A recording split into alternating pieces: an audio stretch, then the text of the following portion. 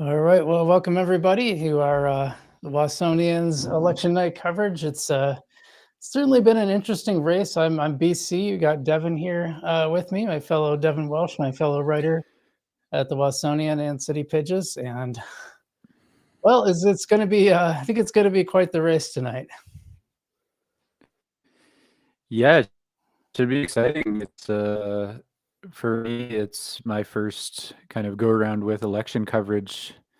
So I'm very tuned in and excited to see what happens.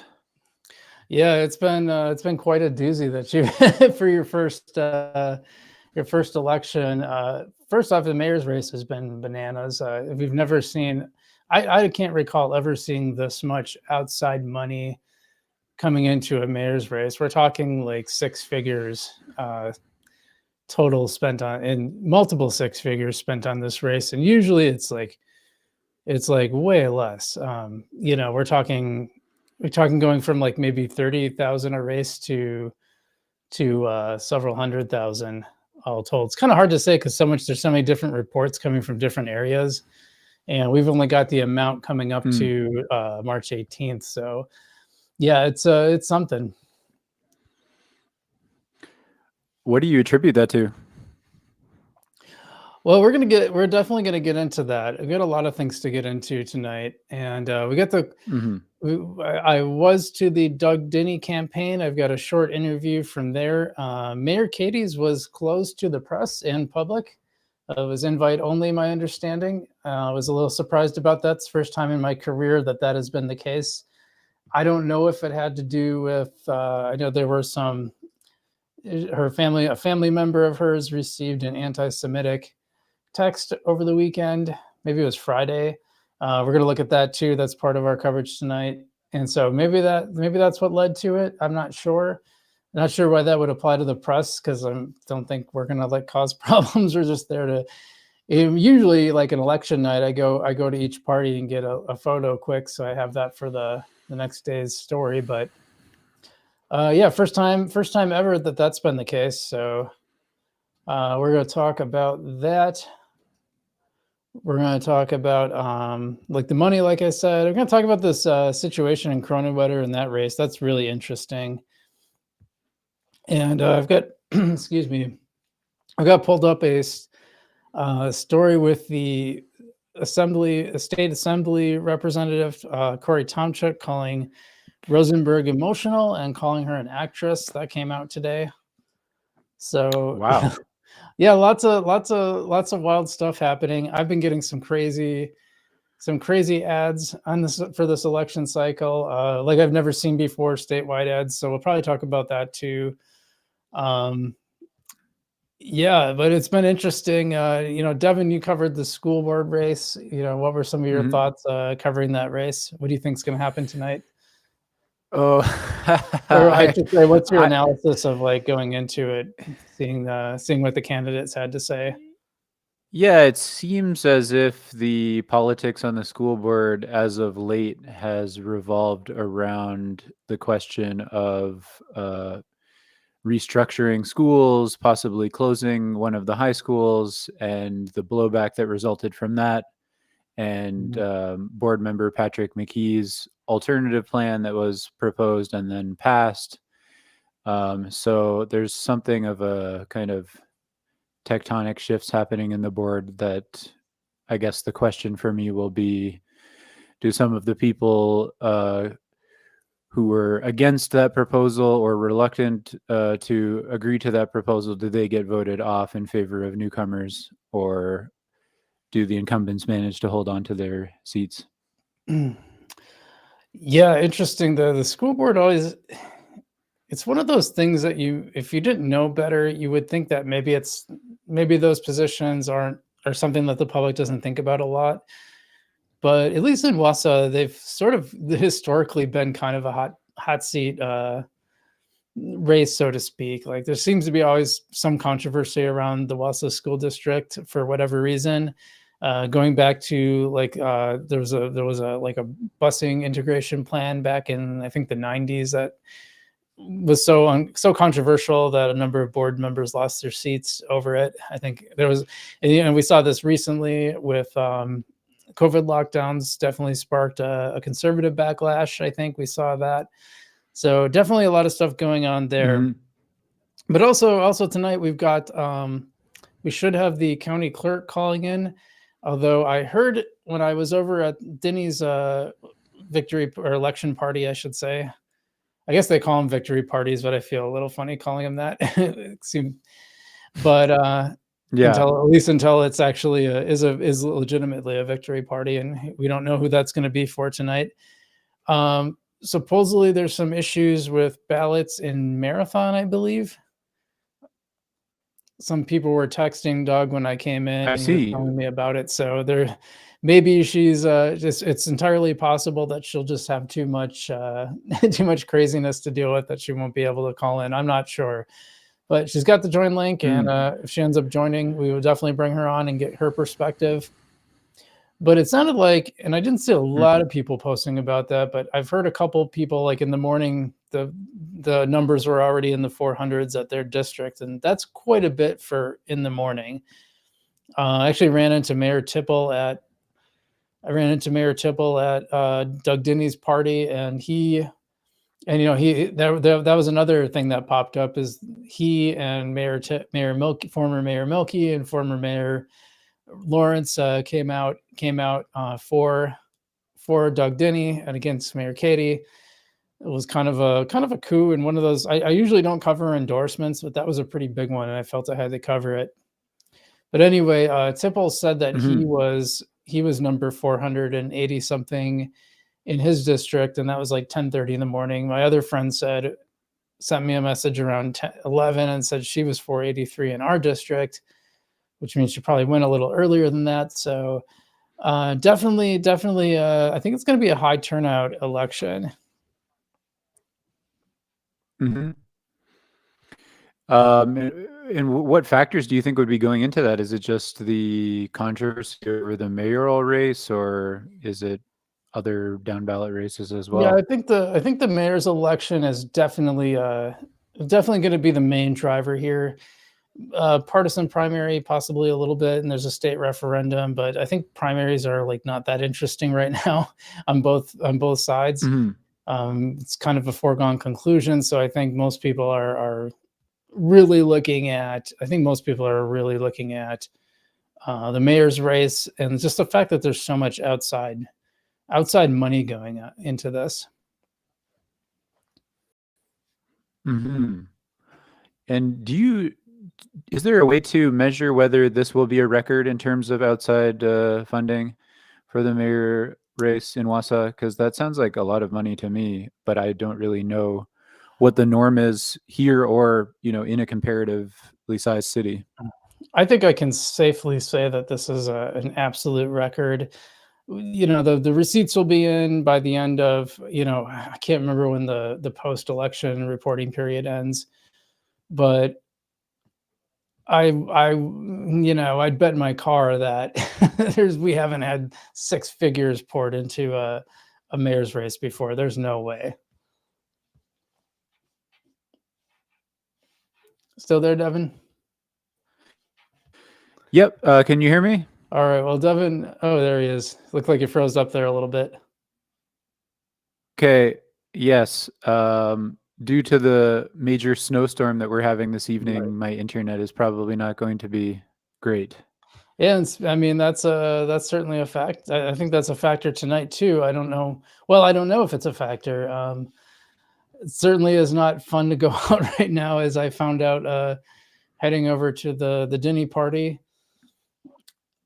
And so, but whether that kept people away or not, it's not really adding to a snow base. I heard the roads are probably getting nasty around now, or maybe an hour ago, but not so much during the day. So I think it's more of an inconvenience, and seemed like it probably didn't keep people away. We'll definitely ask Kim Trueblood if she joins about that. Well, while we're waiting for that, why don't we check out this Doug Denny interview? And I just want to refresh really quick. I'm sure that we don't have any. Yeah, as we're going throughout the night, by the way, we'll keep an eye on the election results, and when they come in, we will definitely update you guys. Now the clerk told me that she thought she'd have them all in by 10, but that may or may not happen. We'll see. Like I said, there sounded like there was some challenges out there, at least in the Marathon City. So but let's look at this. Let's look at this. And do you know? Oh, go ahead. Okay. I was just going to say, do you know if the results will be coming in all at once as they did in the primary, or whether they will be coming in batches? That I am not 100% sure. She said that she hoped to have them all wrapped up by 10 total. I think with this one, they'll probably come in batches, but we'll see. Yeah. Well, let's right. yeah, let's take a look at this Denny interview. Oops.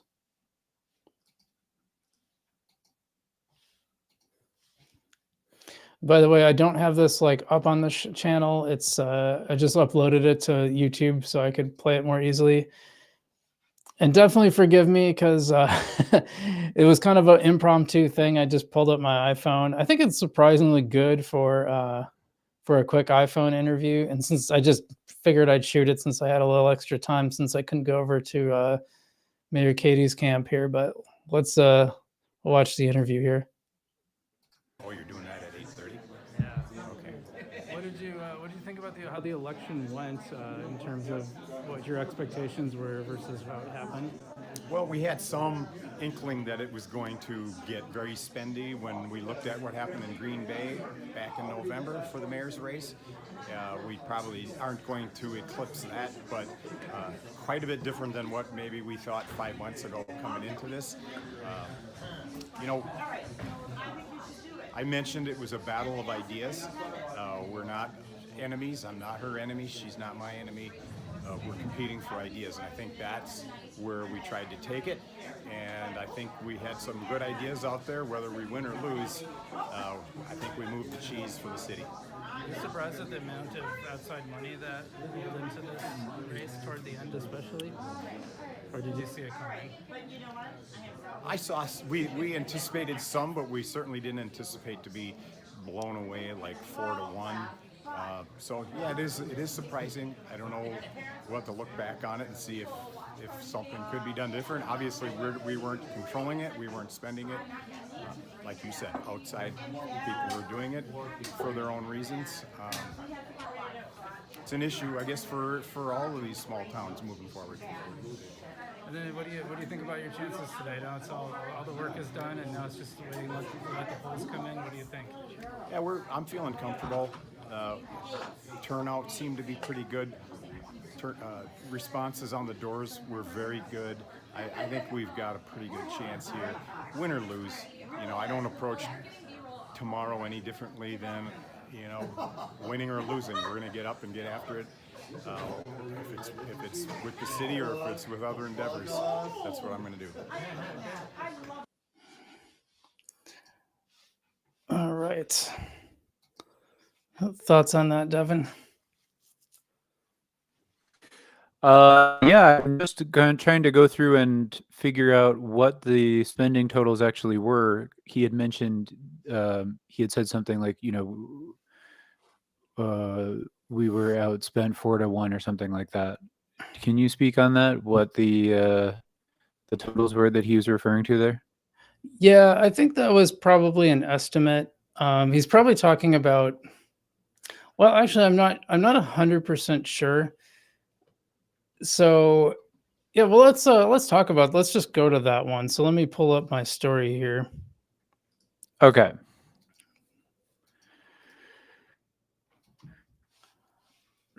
We'll share this story here. Oh, hold on. Okay. So this was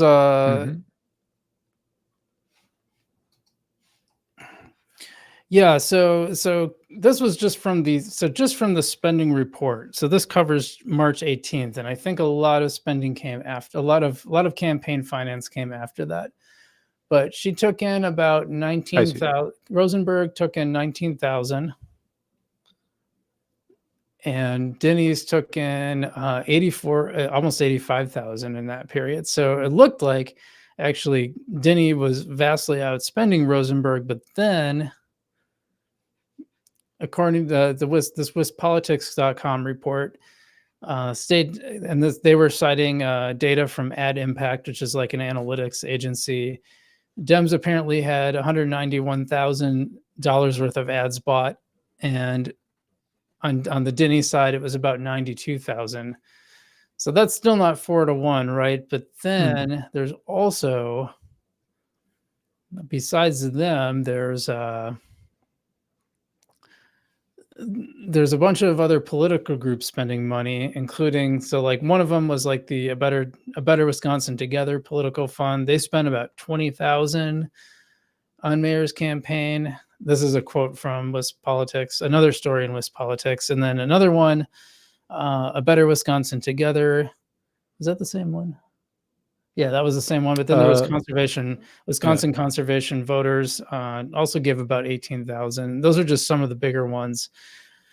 Like I said, I think he's sort of making some guesses at this point. I don't think he can. Maybe he has access to better information than I do. Maybe his campaign paid for Ad Impact. I don't know.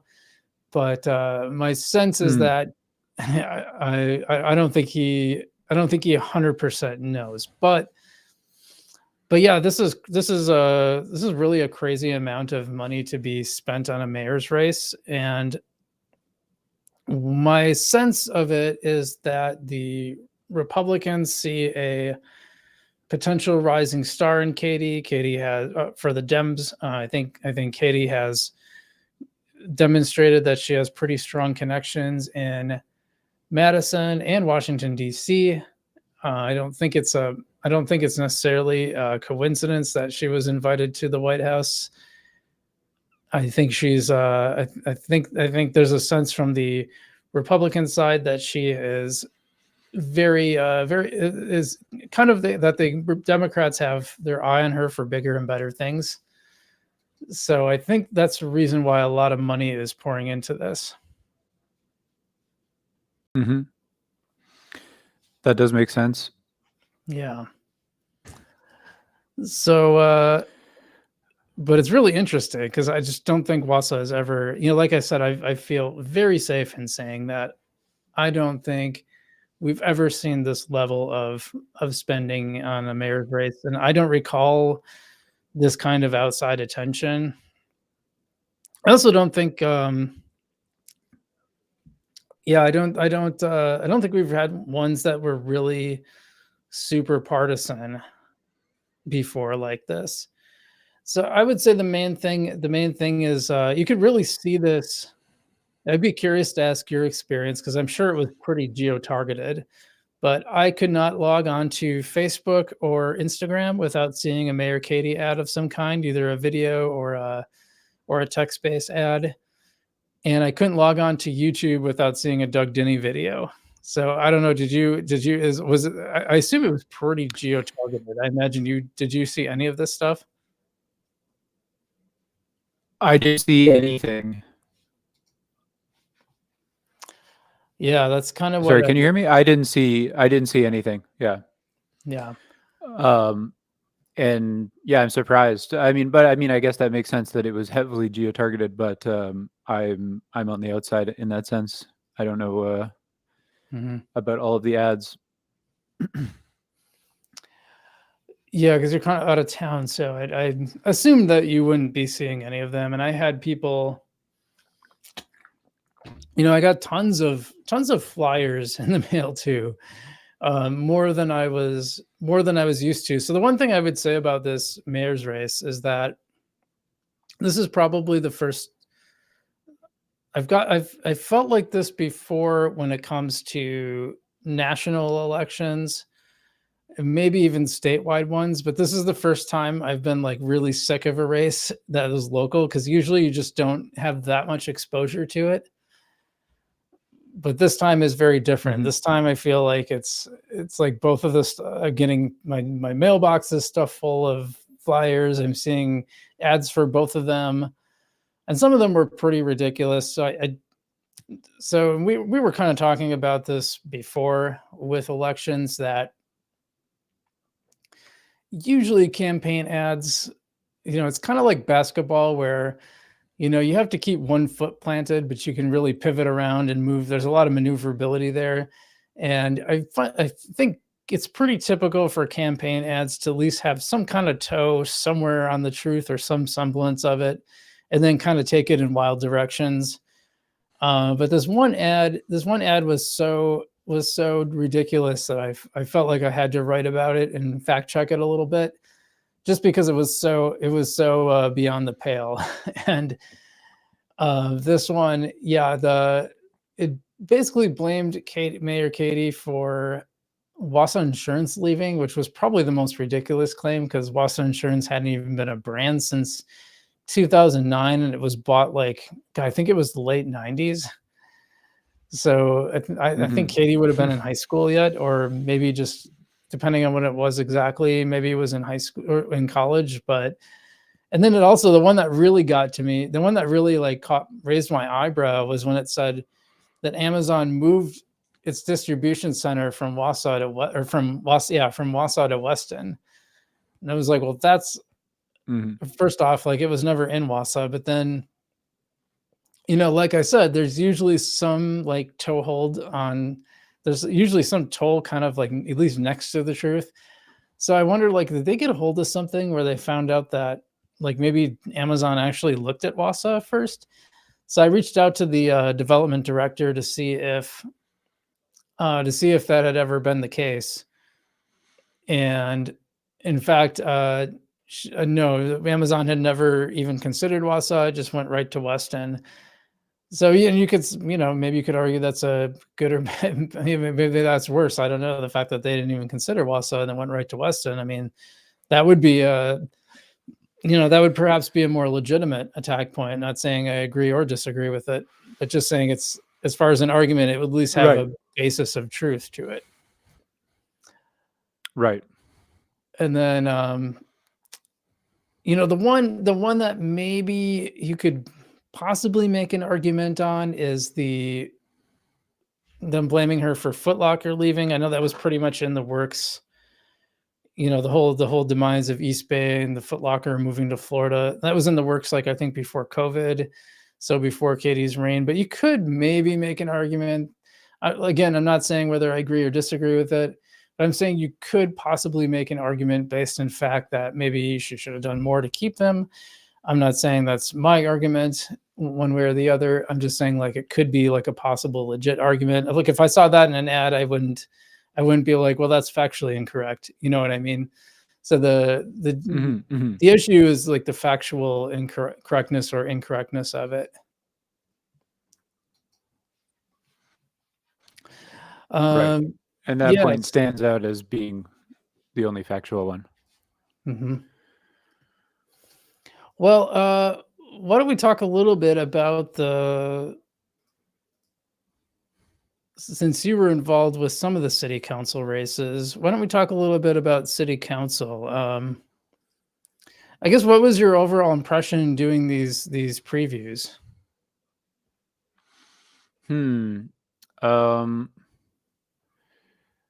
My overall impression in doing the previews was that I think incumbents tend to speak quite differently oftentimes about their campaign than challengers do, which I sort of noticed on the school board as well, as somebody that's covering elections for the first time, is that incumbents tend to have a very detailed view of, the politics of the city and the work of the city, the work of the city council. And so they tend to stress, the projects that they're already involved in.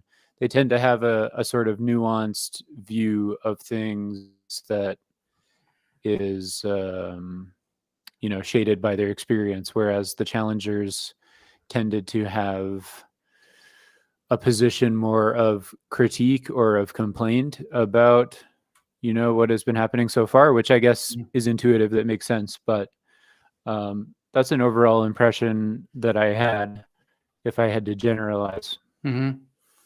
Yeah, I think that's one of the that's one of the issues of any challenger coming in is you have to like you don't really know the job. You might have a criticism of how it's being done, but you don't necessarily know all the details and you can kind of tell. I think it becomes obvious who's kind of done the homework and who hasn't because how much can you talk about what's going on like yeah, maybe you're not in maybe you haven't been like doing the job, but you can go to these meetings and you can learn more about them. You can watch the city council meetings.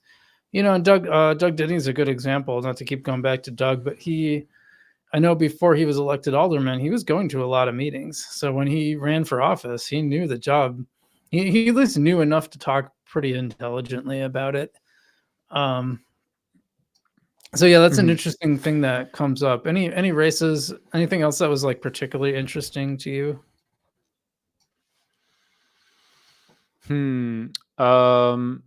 Yeah, I mean, just a further point to what we were already talking about, that I guess the challengers that stood out, as you say, were the ones that were able to speak articulately about the details of city business. They demonstrated that they were informed about what was going on. They were paying attention to the details, whereas other candidates maybe were just a bit more speaking more in generalities and speaking more about values and about general outlooks. If I had to think about a race in the city council, I'm not sure. Nothing comes to mind, honestly, as having stood out in terms of being particularly fascinating. What about yourself? Well, I'm going to take a little break to shout out Catherine Cronenwetter. One of the candidates here is in our chat and telling everybody to like and subscribe. So appreciate that, Catherine. I thought about we'll see. I thought about like sending an invite link for her to come on, but we'll see if so just to be clear, we're gonna try. I don't see us going much beyond 10. So if it doesn't look like the results are gonna be in, like I don't know how long we're gonna go because I don't know. I'm old. I want to stay up super late. So I haven't heard from Kim yet. She hasn't popped up on the screen yet, so I have a feeling she's going to be busier than she thought she was going to be. Yeah, speaking of... Do you have any details about... Go ahead. Sorry for the delay. Do you have any details about the ballot issue that you had mentioned? No, I don't think we'll get anything either. I don't know that we'll get any about that. But going back, speaking of Catherine's race, that with Carol Lukens, that's an interesting one because Carol's signs all ended up next to Katie's. Oop, I hear some results are in. Carol's signs ended up next to Katie's, and Catherine's ended up next to Doug's. And I don't think that was exactly an accurate political alignment. I asked about it, and hey, can you refresh yours on your end? Because I'm not. I heard some just results did, and I'm not seeing anything. Okay, Sonia, someone on our chat had said that some results were in. I'm not seeing any on my end either. Maybe they could tell us. Maybe they could tell us where they're seeing those, if not on the marathoncounty.gov website. Precinct summary. I'll open that as well. I got nothing here. I'm getting all zeros. Yeah, page not found. Yeah. Oh, you're getting page not found. I'm getting page not found for the precinct summary. Someone said WSAW has some. Hold on. Yeah.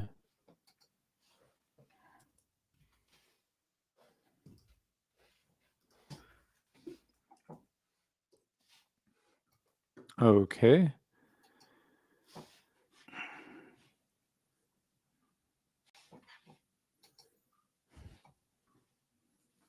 I see. 2024 spring election results. Okay, I'm gonna pull this I'm up. seeing. Okay, go ahead. All right. Oh wow.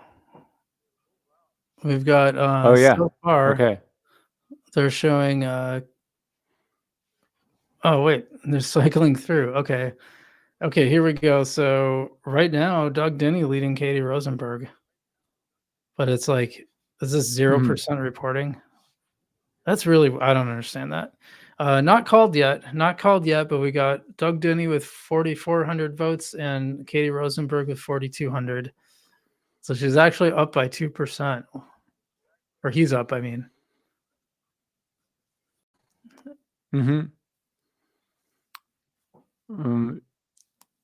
Just checking for any But it's other very ones. close. It is very close, yeah. Checking for some other ones. I don't know anything about the Athens School Board. Yeah. It's like Merrill had a couple races. City of Merrill had a couple other people races. It looks like District 8 for Wausau City Council has some results as well with Sarah Watson. Yep. Looks like we got Sarah Joshua Watson Dirks. We got Sarah Watson at 317 and Josh Dirks at 299. That's a 51 to 49%.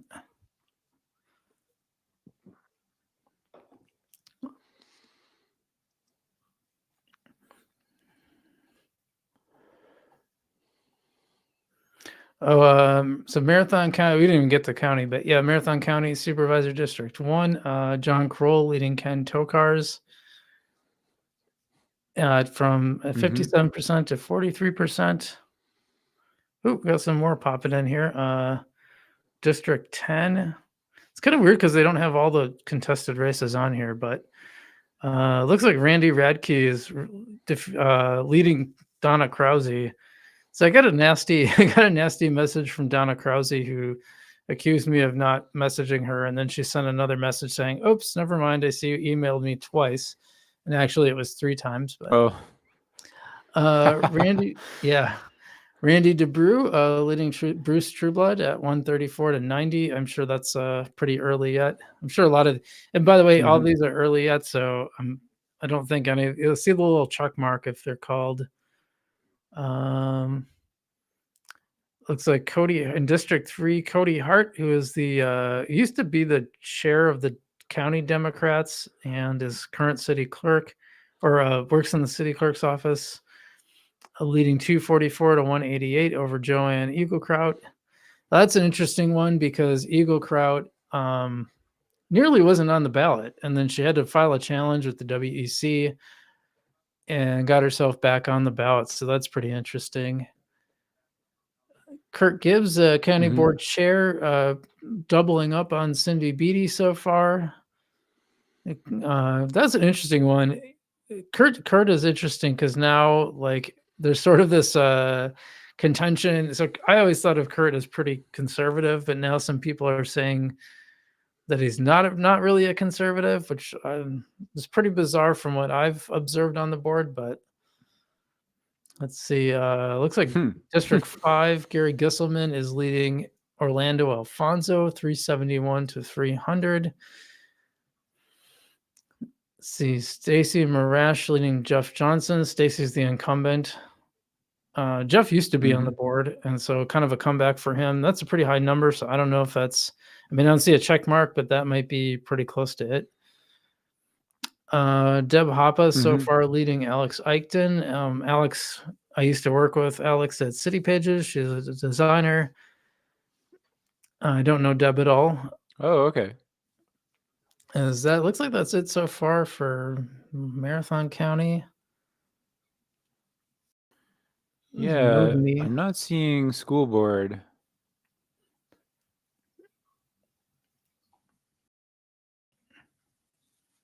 I don't know anything about the Portage County races. Yeah, the way they're. Oh, here we go. We've got some Wausau School District results, early results. Take it away, my friend. Read those out. Take it away.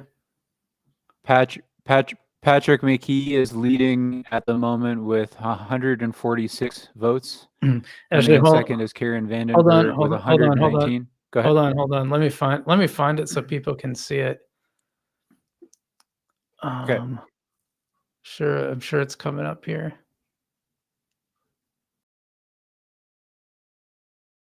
Okay, go ahead.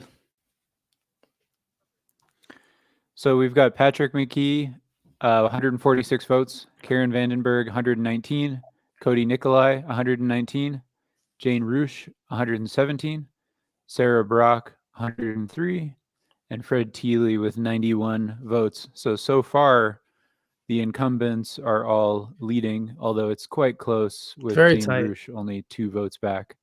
Yeah, very, very tight. What do you make of Cody Nikolai's "I'm not talking to the press ever" strategy? I guess we'll see whether it works. I mean, he's been in office. I mean, if it works, then yeah, exactly. If it works out for him, then he's smarter than than me, in the sense that I would think talking to the press would be an advantage, but maybe it's not. Interesting. Yeah. Yeah, I keep looking at, for some reason, the results will not update on the official county site, but I think Channel 7's a little more picture friendly anyway, so.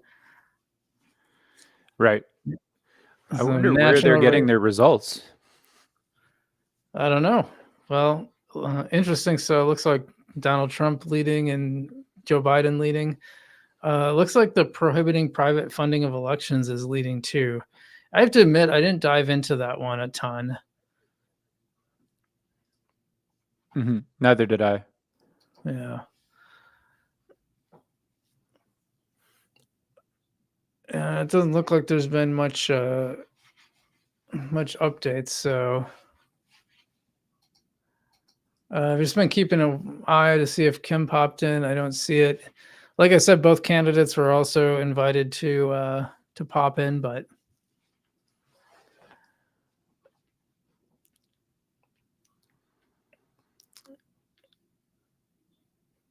Right.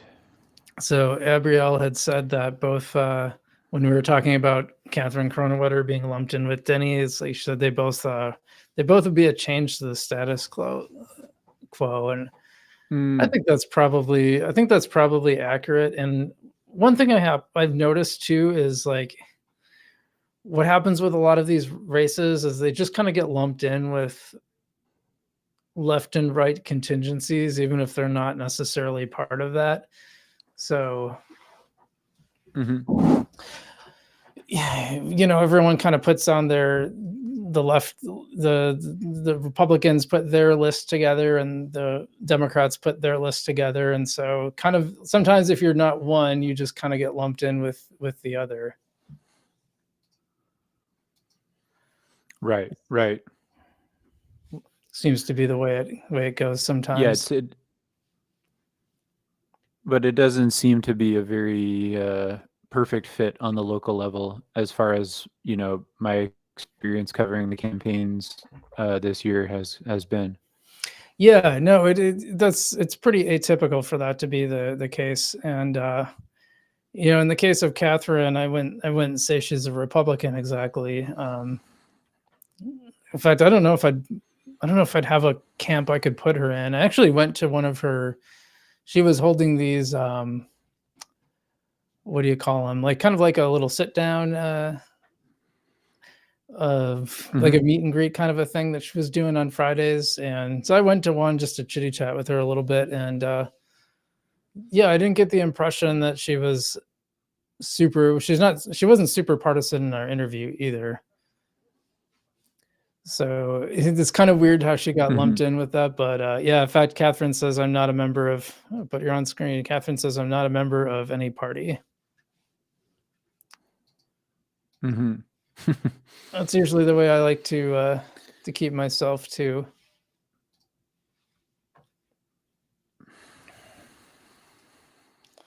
So I'm just going to refresh the results and see if anything interesting popped up. No change in the mayor's race. Yeah, it's weird that I have to go to channel 7 because I just can't get the normal page to refresh. I don't know anything about the city of Merrill alderman races. You know, it's with so many elections, like I really had to tighten the wagon circle, so to speak, to keep things reasonable because it was already there's just so many to look at. Mm-hmm. Yeah, absolutely. I know it's hard for one or even a couple of people to cover it. Yeah, like thankfully I had you to help out because otherwise it would have really been. It was still pretty nuts even with you helping out. Right. Just checking to see if anything is new. Doesn't really look like it. Oh, I think this one. I don't think we saw this one before. Looks like Rick Seefeld is leading Ken Charneski, and it looks like Randy Pfeffrick is leading Joel Straub, and that's a very interesting one because Charneski and Straub are kind of part of this Cronenwetter contingent that, at least if you listen to the former employees, believe that they drove them away with their toxic behavior. They kind of sounded like, my summary would be, they kind of sounded like bad bosses, like bosses that just won't leave you alone and will message you on the weekends, at nights, and basically tell you everything you're doing wrong every time they think you did it. That's kind of the impression I got from interviewing the ex-employees, and that's why so many of them were leaving. Such that at one point, there was a bill due and no one could pay it because like the person who had the login information had been gone and it never got passed on. Like that's Mm-hmm. I don't even know what you say about that. Yeah, you don't want you don't want that happening for your local government. So I think this one is new. Bill Conway just barely ahead of Tony Sherfinsky. Bill was on the county board earlier, and I think he was one of the people. I don't know if he stepped down or if he was defeated in the elections. I don't recall at the moment. Bill was one of the people who was involved with the Community for All resolution, and there was kind of a conservative backlash on the board after that whole thing went down. Mm-hmm. So interesting to see him kind of back, and looks like kind of even. That could be a tight race between Conway and Sherfinsky.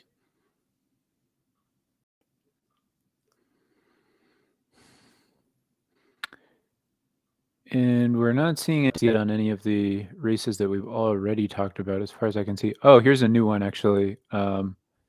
This is my district. This is the Marathon County Supervisor for District 38. And Brandon Jensen is up 191. Oh, it just actually moved. Sorry, I just lost it. Found it. Hold on a second here. Okay, you found it? You read it out. Got it up on screen. Yeah, Brandon Jensen 191, Jonathan Fisher 58. That's pretty lopsided. I'm a little surprised about that one. But that was an interesting one because it was held by a guy named Bobby Niemeyer, who seemed to be a young conservative. In fact, I think he was like, was he 21 or 22 maybe? Like he was pretty young. But he wasn't on the board very long. Oh, I just lost my spot. Yeah, he wasn't on the board very long, so just one term. So I was a little surprised that he got off so fast. Some of these guys are on so fast. I don't even really get to know much about them. I don't have any sense of how he voted or. Right. And I wonder why he chose not to run for re-election. I mean, I guess just maybe not enjoying it. Yeah, that's one of those. That's one of those stories that we should probably dig into post-election, because that's still one I'm interested in. Why so many incumbents on the board stepped down this time. It was like 10 of them that chose not to run. Got a new one here. Chris Voll, so far ahead of David Baker. So Chris Voll is the village president of Cronenwetter and is kind of he's sort of I would call him a target of, what's the word? Kind of a foil to Ken Charnesky and Joel Straub. Well, Straub isn't on the board right now. He was defeated in the last election, but Charnesky and Voll could be seen as foils. They blame Voll for a lot of things that have gone wrong in the village. The missing, particularly there were calls for him to resign after the strange incident with the fire truck, where apparently they borrowed from it and never actually approved it. It's a pretty bizarre situation. There's a number. Go ahead. Oh, just a number of bizarre and humorous scenarios happening there. For sure. And then we got another new one, Scott Poole. Looks like he's quite far ahead of Frederick Schaefer. Now, this is an interesting one because there was some contention. In fact, someone actually filed a challenge to Scott Poole about whether he actually lived in the district or not. Scott is an aide to Representative Pat Snyder. So generally they live in Madison. He was registered to vote as of last April in Middleton.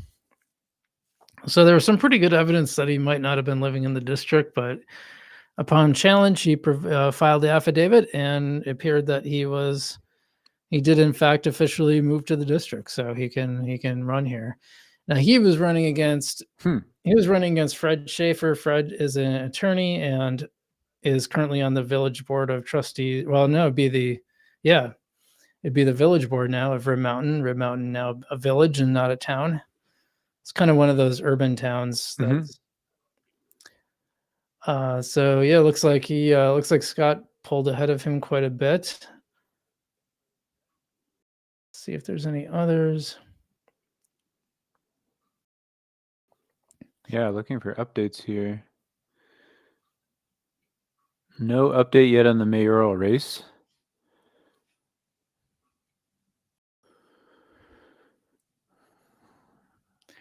That's the big one. Go ahead. Nope, I'm good. Go ahead. So what do you make of that? Because it says 82% reporting for the mayor race, and Katie Rosenberg is down nearly 200 votes. Is that surprising to you? And do you think that there's enough left to be reported for her to come back from that? Let me take a look at that myself. It's right at the top, yeah.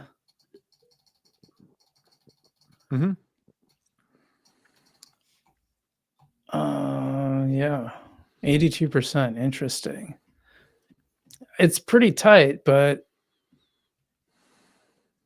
kind of depends on what districts it is, and I think we can get a sense of it because, I just wish they were grouped better on this page. I'm going to check my election summary. Yeah. Just to see if nope, still says 0. Yeah. Okay. Well, wherever they're getting it from, they've got a really good source. I just refreshed. Oh, wait, here we go. So I refreshed the results. I refreshed the results page. I'm just checking back to make sure Kim hasn't called in. So 72 of 88 precincts reporting. Oh, yeah. Here we go. Biden and Trump leading the primary, not a surprise. But this doesn't really tell us if it's final or not. District 3, Cody Hart. These are mostly, I'm just looking for any ones that are different from undervotes. What is undervotes? Perhaps those are blanks on the ballot, on otherwise filled in ballots. Yeah, maybe. It would be a lot, though. But then what would an overvote be? I'm just trying to. Well, I'm just looking to see if any of these are different than what we saw, and so far not really. Yeah, but it's a good point that you made about trying to figure out which precincts or which districts have been reporting in the city to get a sense of what kinds of votes are left for the mayor race. For sure. Just a quick little funny anecdote. Matt Boots, I always call him Matt, call the question Boots, because he's like famous for always calling the question to move things along. It's kind of funny, but yeah, otherwise I don't see not seeing much different. Yeah. Yeah, so if Bill Conway ends up leading Tony Straczynski by only one, I think that's almost guaranteed to be a recount. Right. But do you think these are done yet? Because they do say not complete on the results page. Yeah. But per district, yeah, well, it's hard to say. It's hard to say which ones are and which ones aren't. Right. Was this a little closer, or was it Chris Full 398, David Baker 359? Was that what it was on the Channel 7 one? I can make this a little bigger so you guys can read it. Don't want to ignore the chat. 359 to 398 is what we had. Okay. On the other. Yeah, Abriel just asked if I could zoom in. I guess I was reading your chat before I read it. In fact, I'll even go in a little more. So, yeah, no. As well. No new numbers on the school board. I mean, that one assuredly there's going to be more. Yeah. Let's see. Yeah, it was Kurt Gibbs up that much. I think he was 321 to 170.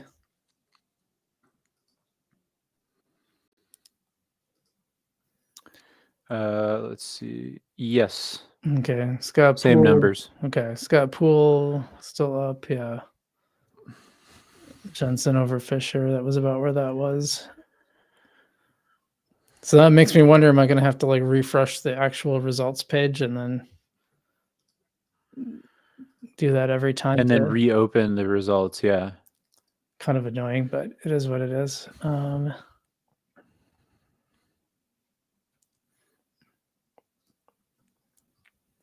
Burnham won Dorchester.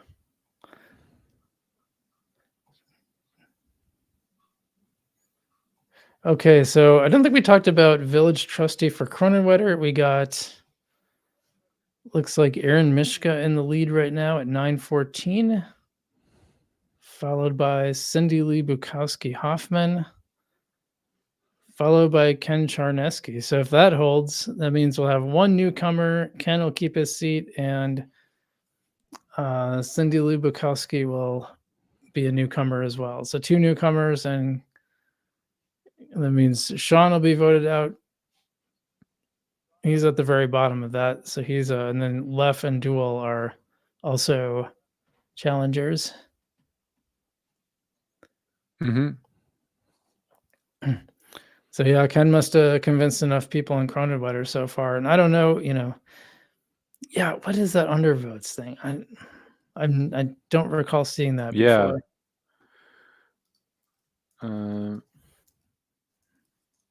Maybe I'll just try to look it up here real quick to see if I can find something out. Well, this is one we didn't cover. Meanwhile, Village of Maine trustee in Maine. There's apparently quite a race for village trustee, but like this just we just don't have the manpower to cover that. Yeah.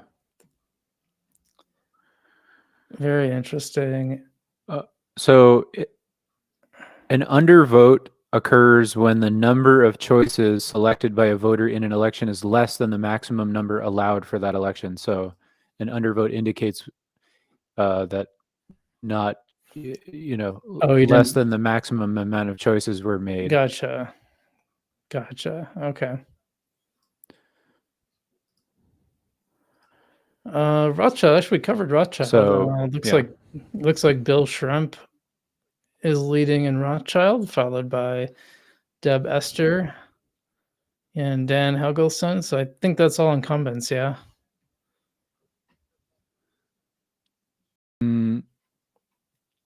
Yeah, I'm not familiar with that race, as I recall.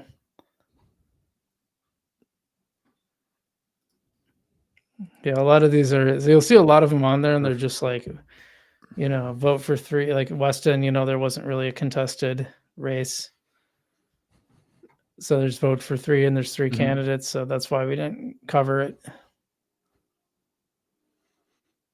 Right. And then you might see. Do you see a lot of undervotes for that one in particular? The Weston one? Yeah. Yeah, that's a lot. Almost 3,000.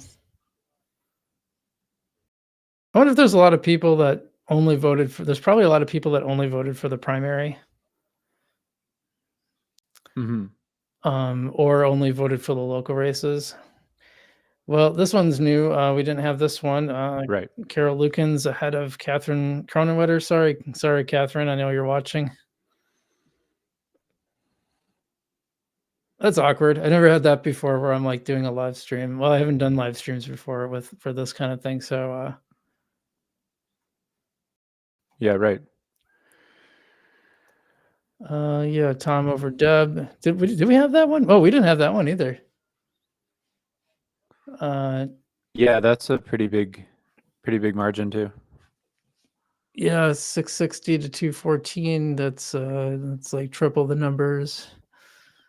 200, 300%. No, 200% more. It'd be, yeah. Yeah, Gusselman's still ahead of.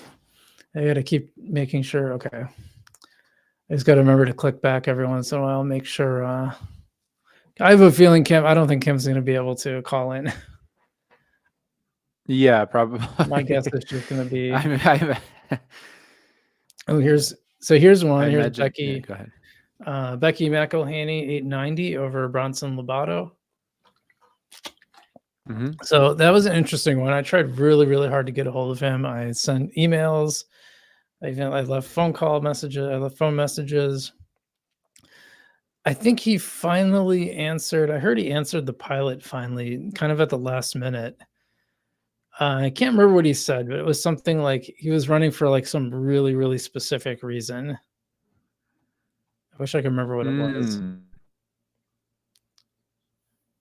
Yeah. Let's see. Actually, do you want to Google that? A one-issue city council? Do you want to Google that Bronson Lobato and the pilot and see if you can find out what he said while I go through these? Yep, absolutely. Meanwhile, yeah, Sarah Watson just edging out Josh Dirks again. I don't know if that's all of it or not. It seems to be holding the lead, but it's fairly tight, within 18 or so. Let's see. Oh, we got Victoria Tierney leading Dawn Herbst 117 to 96. And that's going to be all the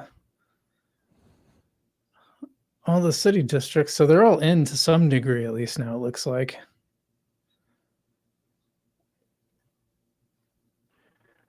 Let's see. Okay, I can give you Bronson Lobato's statement here. Yeah, what did he say? He's motivated to run for office by the clear disconnect between our city's unique identity and the current development trajectory set by our city leaders and alderpersons. Their seeming desire to treat Wausau like a large northwestern metropolis, a Portland or a Seattle, completely overlooks what makes our city so appealing in the first place, that it is a great place for young families to raise their kids. This misdirected ambition, driven what I believe is a misplaced desire for prestige, motivated me to run for office and hopefully steer our city back to what makes it so appealing in the first place. So he seems to be kind of a pro-family, sort of anti-development candidate. Did he just like straight up give a statement versus like answering questions? It appears as if they gave email responses. Yeah, they did. So he did actually respond to questions. He did. Okay. There we go. All right. Just seeing if there's anything interesting down ballot here. Oh, school board. A lot more school board. I think really? things changed around here. Let's see. Well, Pat McKee is still leading at 5,400, but then next down is Sarah and Jane at 4,800, 4,801 exactly a piece, and then Fred Teeley behind them. Yep. So that changed around a little bit. Wow. Yeah, that completely flipped. And now with Cody Nikolai Kind of. in last, which we're yeah. I wouldn't say completely flipped. For now he is. Anyway. Yeah, I wouldn't say completely flipped because Patrick McKee's still on top. Oh, sorry. But certainly. Right. Of course. Yeah. Sorry, I thought you were responding to the fact. Yeah, certainly a big shift, a big bump up for Jane and Sarah. So yeah, I don't know if that's final or not, but we still got some more districts to report. But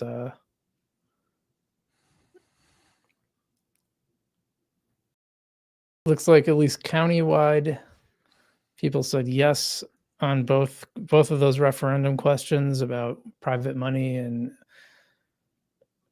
public decisions, something like that. Well, let's see. Okay, 72. So if I refresh it, see if there's any more.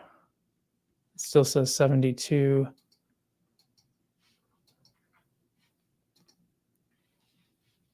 I'm going to see if there's any more results. So we're actually doing pretty good. It says City of Wausau is complete now. Oh. 87 of 88. So this is pretty much final. So we can go through this and maybe kind of talk a little bit about it afterwards, and then that'll probably help us wrap things up. We got quite an audience here. Catherine Cronenwetter says it is what it is. Yeah. Okay. Yeah. Well, you gave it your best there, Catherine. Let's see. Let's see. Some more people. So this is interesting because, well, I don't think it's that interesting. It's probably pretty obvious, but about 15, almost 16,000 Republicans and a little under 1,100 Democrats voted as far as presidential primary. That's not a surprise that the county as a whole would be a little more Republican. No surprises in Joe Biden or Trump dominating both of those. So it looks like that's pretty much final. Mm-hmm. John Kroll leading over Ken Chokars. Again, of course, nothing is, as everyone will tell you, nothing is final until the results are canvassed. And I'm guessing that one race, if it stands where it is, there'll probably be a recount. So looks like that means Cody Hart leads over Joanne Engelkraut. Not a lot of votes in that district. Gary Gisselman, 371 over Orlando Alfonso. Stacey Marash, 799 over Jeff Johnson, 560. Looks like Deb Hoppa would edge out Alex Eichten then, 444 to 415. Oh, we do have to talk about is it Kim Unger? Yeah, it's this race. So Sarah Watson ran a write-in campaign for District 8. It doesn't look like it was too successful with only 38 votes, so Kim Unger will keep her seat. It looks like Randy Radke will defeat Donna Krause. And Randy DeBrew ended up being pretty Mhm. close, 454 over to 405. So that's a kind of a tight one. I'll have to add up how many brand new supervisors there'll be. Rick Seefeld's held up over Ken Charneski, 538 to 286. Well, it's interesting because Ken did pretty well in the Village of Cronenwether race. Was second place, I believe. So, but not so good in the county supervisor race.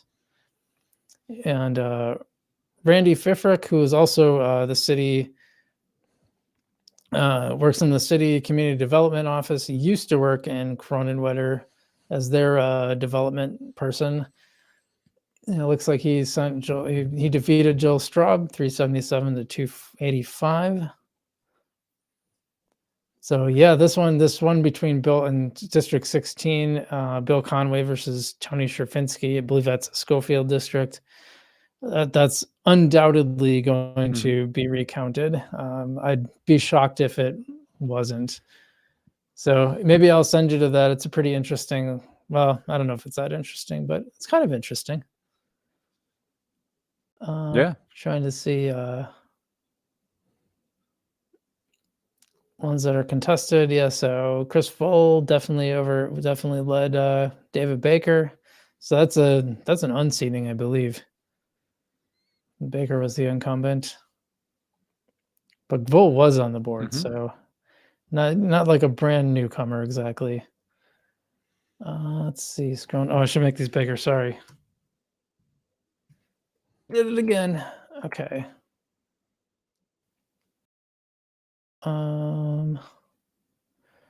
Yeah, it looks like Kurt Gibbs will hold off over Cindy Beatty. He got 418 to 350.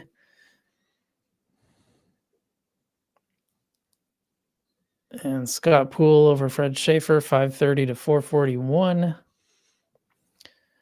Yeah, Brendan Johnson, 860. Jonathan Fisher, 335. So a lot of votes in that district. But yeah, Jonathan did not prevail in that. So let's see.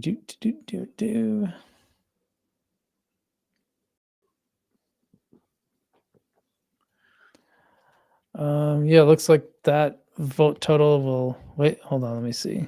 Yep. Looks like for Village of Trustee in Cronenwether, Aaron Mishka, Cindy Lee Bukowski Hoffman, and Ken Charneski. Oh, I'm sorry, I misspoke. He's in third, not second. But yeah, but those three will end up being. So we got two brand new board members, and then one incumbent board member. Ken will still be on the board. So there was a big blow up on Monday's meeting over. So Ken Charneski, Sean Dumais, and was it Scott? Was Scott the other one? I can't remember. Put out this campaign ad, kind of attacking some of the other candidates like Aaron Mishka, I think Ryan Leff, about being supported by Community for All, which I think, and they also named like a couple current board members like Kelly Coyle, who really kind of blew up at him because they accused him of not being a conservative, and he says he is a conservative. He just supports inclusiveness and the library. He's like, that doesn't like conflict with my conservative values. And yeah, it was a pretty big blow up at Monday's meeting, which is, it's actually pretty unusual for political stuff to show up at the meeting itself and be talked about like that. But they all took to the mic during public comment to talk about this. And yeah, it's really interesting the way CFA is starting to like pop up in different. It's definitely part of the conversation with politics. So it looks like it's having kind of a long afterlife. Yeah, because it's kind of become like sort of an organization, although they say they're not an organization. I think that's going to be interesting when that investigation comes down. I think they're going to be told that they have to register. That's my guess, because I mean they claim not to be an organization, but they have a steering committee, so you can't really claim you're not organized. and then they said that they're not endorsing candidates, but they just have preferred ones. Like anybody's going to like reasonably infer that that's an endorsement. So I think my guess is that the state is going to say probably not. There probably won't be any fines levied, but it'll probably be like, yeah, you guys got to register from now on. That would be my guess. Yeah, so Betty Hainish hanging on as village president. Pretty close challenge, 607 to 462 from Just Kufal. I don't know how many people care about the Village of Maine elections, but it looks like Jim Kramer, Chad Chanel, and Judith Hayes will be on the board. Oh, those 4. So, and I think Tom Marquardt. I think he's an incumbent. I'm not sure about the other ones. Like, I just don't have the bandwidth to care about Village of Maine politics. There's just too many between all the Wausau entities and Cronenwetter and Weston. There's nothing left in the tank. Yeah. Yeah. And so looks like Village of Rothschild, Bill Shrimp, Deb Esther, and Dan Hankelson, they'll be the ones that go through. Come on, here we go.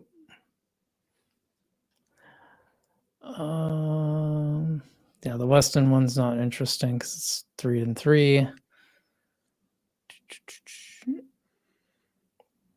Look at Mayor of Marshfield. Only have 1 candidate. That's wild. Nobody ran. So Marshfield's weird. The reason that number is so low is because like part of Marshfield is in Marathon County, but I think most of it is in, is it Clark County or Wood County? I know it's like one of those weird ones that's on the border. Right. So that's why like there's only like a really tiny number. Let's see. Oh, so look, Doug Denny, 5222 over Katie Rosenberg. Yep. Wow. I don't know. What do you think about that? Yeah, that's kind of the bombshell of the night. Kind of is. Yeah. What do you think? Does that surprise you?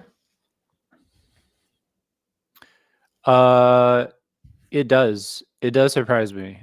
I was not expecting Denny to win, and he won pretty easily. You know, as far as it goes. How many? It's like 400 votes. Yeah. What's that? 424. Right. Yeah, I didn't know what to expect going into this race.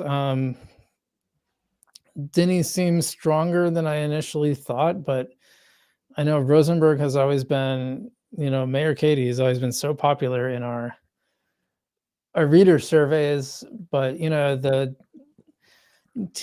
Tammy, the former publisher of City Pages, always told me that the mayor always wins, like most favorite politician.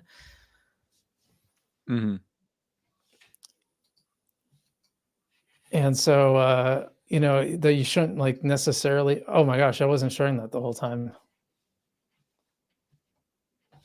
Oh, well, that's all right. How are people not screaming at me?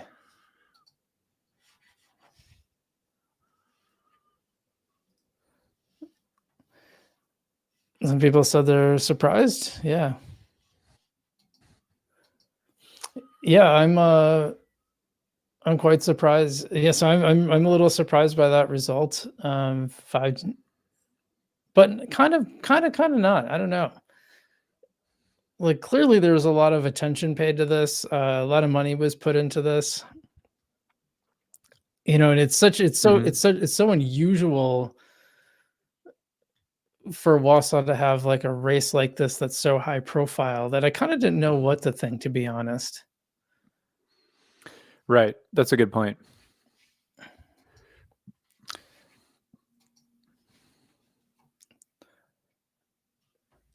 So yeah, well, there we go. Doug.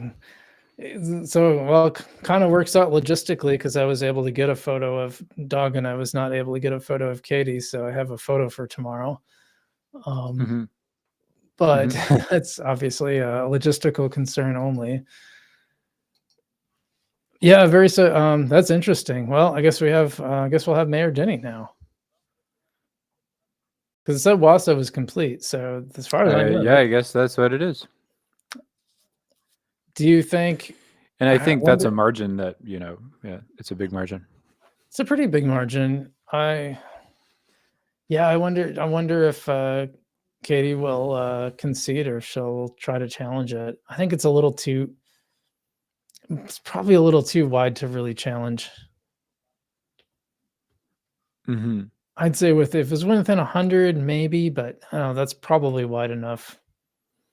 So 9%, was that 9? Well, almost 10,000. So 38,000. If it was 40, it'd be a quarter. So it's probably like 26, 27% of the city voted. All right. Well, I guess we'll keep going, but that's definitely the surprise of the night.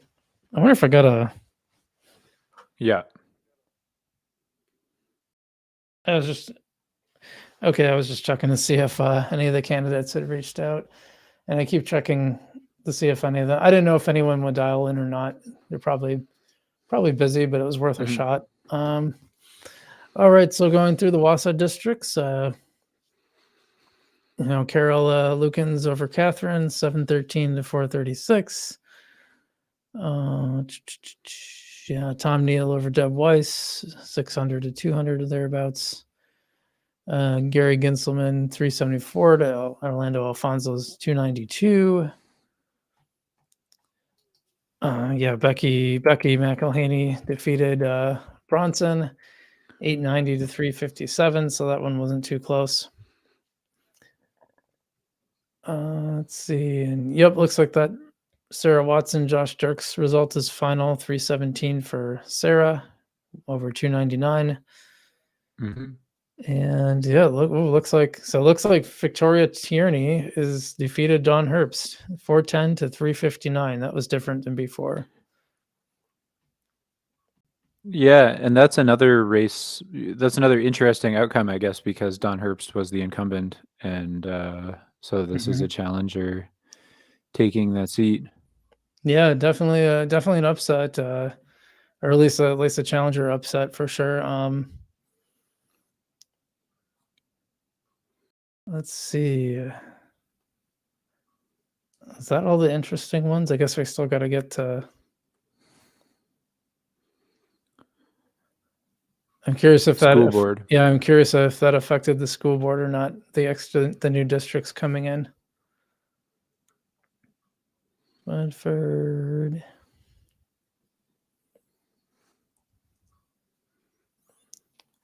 Okay, we have new numbers. Looks like Patrick McKee on top, followed by Jane Rush,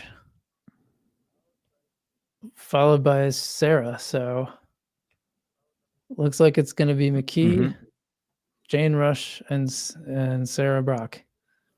Did I miss something? Oh, that looks the way it looks to me. Correct. Okay. It's always nice to have someone double check, but yeah, very interesting. I was kind of wondering about that race because, like at one point, Karen Vandenberg and Cody Nikolai were two of the people who kind of emerged on the board in reaction to something the previous board had done, and now Jane Rush and Sarah Brock kind of like did the same thing. On the opposite end, and Jane Rush was on that original board. She was one of the people who lost her seat post-COVID backlash. So that's really interesting. Kind of makes you wonder, is like this Wausau school board going to be kind of this teeter-totter where it's like different ideologies keep taking over one way or the other, and it goes back and forth. Very interesting, but right. And maybe it's also a sign of just chronic dissatisfaction that the incumbents are generally voted out.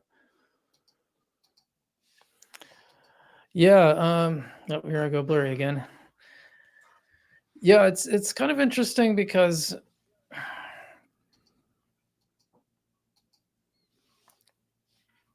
Yeah, it's starting to get late. I'm starting to lose my steam here, but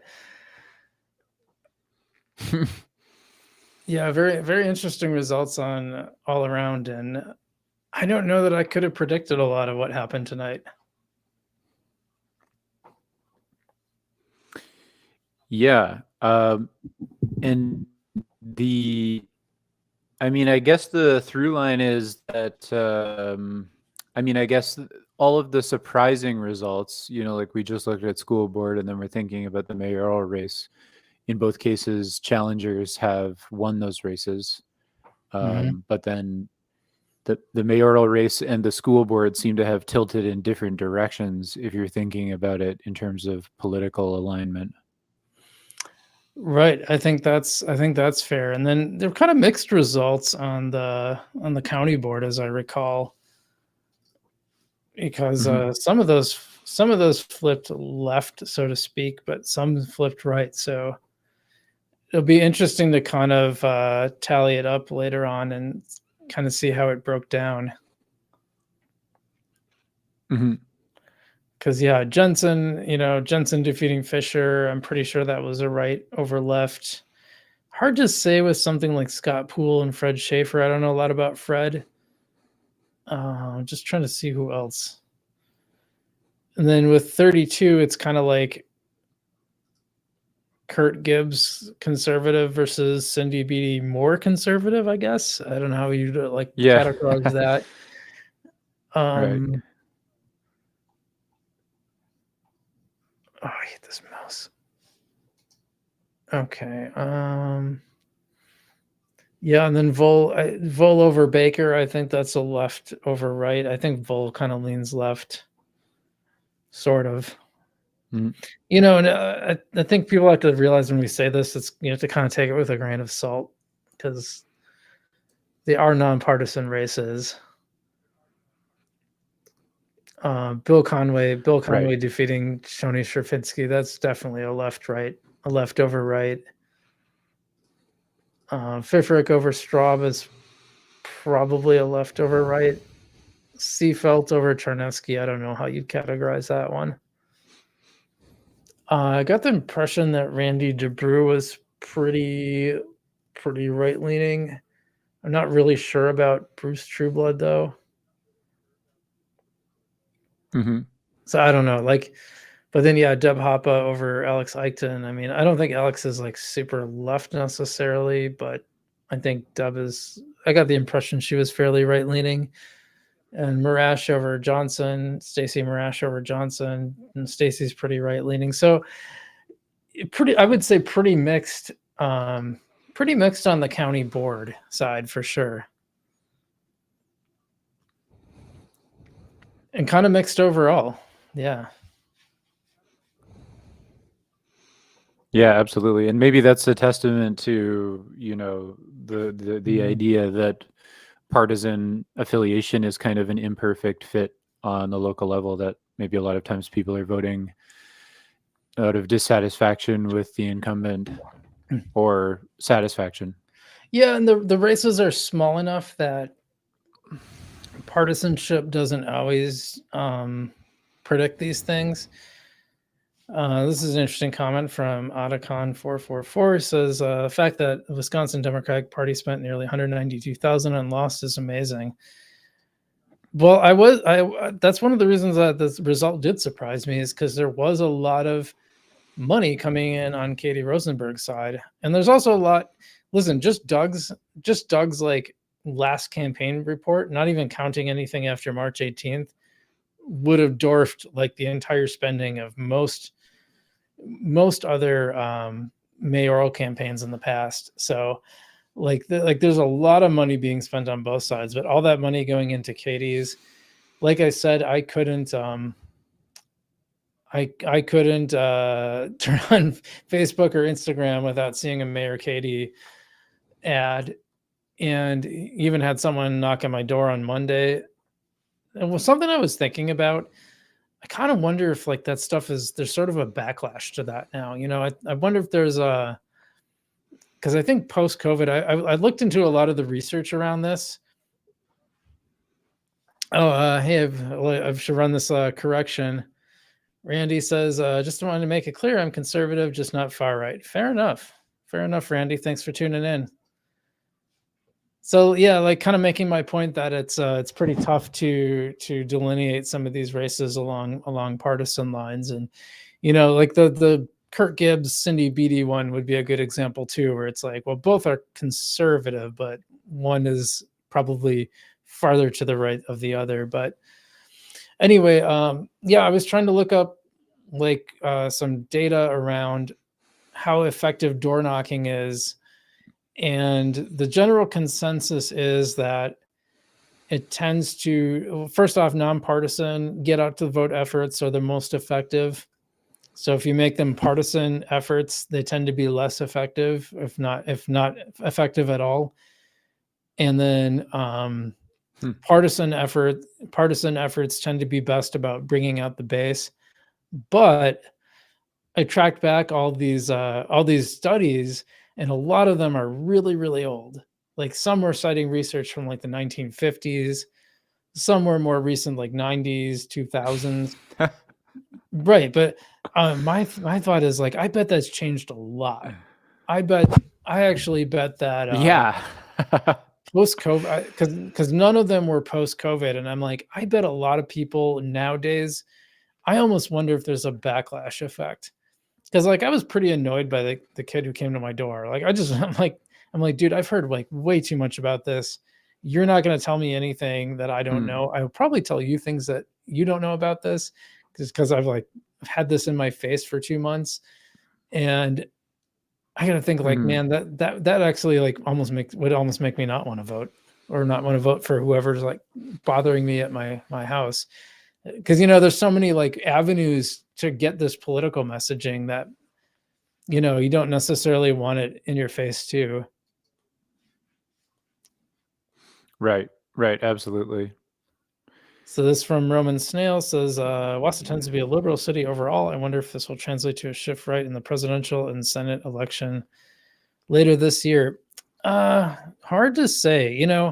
One thing I think Devin, I think you and I might have talked about this earlier, but back in 2016 when Trump was elected, we saw we went through district by district because it was pretty surprising to a lot of people. His win, of course, was pretty surprising to a lot of people. So we went district by district and looked at the vote totals, and what we discovered is that in a lot of these districts, there had to be, because it was mathematically impossible for there not to be, there had to be overlap between people who voted for Obama in 2012 and voted for Trump in 2016.